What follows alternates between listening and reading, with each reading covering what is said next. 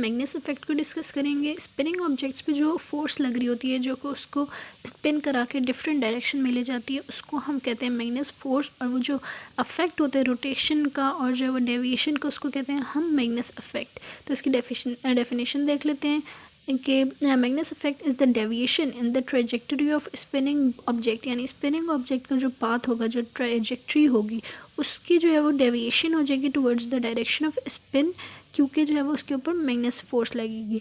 तो अगर हमने इस बॉल को स्पिन किया है, टॉप स्पिन किया है, यानी ऊपर जो है वो इसकी जो बॉल की मूवमेंट है वो अपोजिट है to the flow of the fluid या एयर, तो ऊपर क्या होगा, लो वेलोसिटी होगी, जबकि हाई प्रेशर होगा। और नीचे जो है वो हमारे पास बॉल की डायरेक्शन मूवमेंट और मूवमेंट की डायरेक्शन और जो फ्लूइड होगा एयर, उसकी भी डायरेक्शन सेम है। तो नीचे हाई वेलोसिटी और लो प्रेशर होगा, जिसकी वजह से जो है वो एक फोर्स लगेगी हाई प्रेशर से लो प्रेशर की तरफ, जिसको हम कहेंगे मैग्नेस फोर्स, जो कि इस बॉल का जो पाथ, जो ट्रेजेक्ट्री होगी, उसको जो है वो चेंज कर देगी। इसी तरह जो है अगर हमने उसको बैक स्पिन किया, नीचे जो है वो इसकी डायरेक्शन डिफरेंट है उसकी एयर की डायरेक्शन से, तो नीचे वेलोसिटी कम और प्रेशर हाई होगा, जबकि ऊपर है वो, क्योंकि दोनों की डायरेक्शन, बॉल की भी स्पिन होने की डायरेक्शन और जो है वो हमारे पास जो फ्लूइड है एयर, उसकी डायरेक्शन भी सेम है।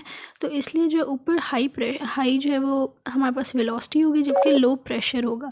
तो हाई प्रेशर से लो प्रेशर की तरफ एक फ़ोर्स लगेगी, जिसको हम कहेंगे मैग्नेस फोर्स, जो कि इसका जो पाथ होगा, ट्रेजेक्ट्री होगी इस बॉल की, उसको जो है वो चेंज कर देगी। नेक्स्ट इज़ ये जो है हमारे पास जब गोल्फ बॉल और डिफरेंट टाइप्स ऑफ बॉल में ये मैकेनिज़्म होता है, तो जब लेफ़्ट की तरफ बॉल जब मूव करेगी तो हम उसको कहेंगे हुक, जबकि अगर राइट की तरफ मूव करिए तो हम इसको कहेंगे स्लाइस। जो फुटबॉल वगैरह होती है उसमें भी यही होता है कि फुटबॉल जो है वो अपने ओरिजिनल पाथ से डेविएट कर जाती है, जिसको हम बनाना शॉट भी कहते हैं। नेक्स्ट कुछ ओल्ड थ्योरीज़ हैं जो कि सपोर्ट करती हैं कि स्विमिंग में जो है वो क्या क्या फोर्सेस अप्लाई हो रही होती हैं। सबसे पहले प्रोपल्सिव ड्रैग थ्योरी। ये थ्योरी जो है वो बेस्ड होती है न्यूटन के थर्ड लॉ पर, जो कि था कि every action have a equal and opposite reaction.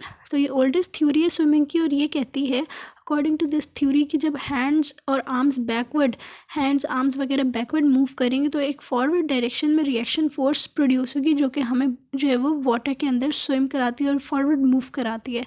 Next is propulsive lift theory. ये थ्योरी ये कहती थी कि जो स्विमर्स हैं वो अपनी हैंड की जो पोजीशन है, जो शेप है, वो फॉयल लाइक बना लेते हैं, ताकि जब वो रैपिड लेटरल मूवमेंट करें तो एक लिफ्ट जनरेट हो स्विम करते हुए।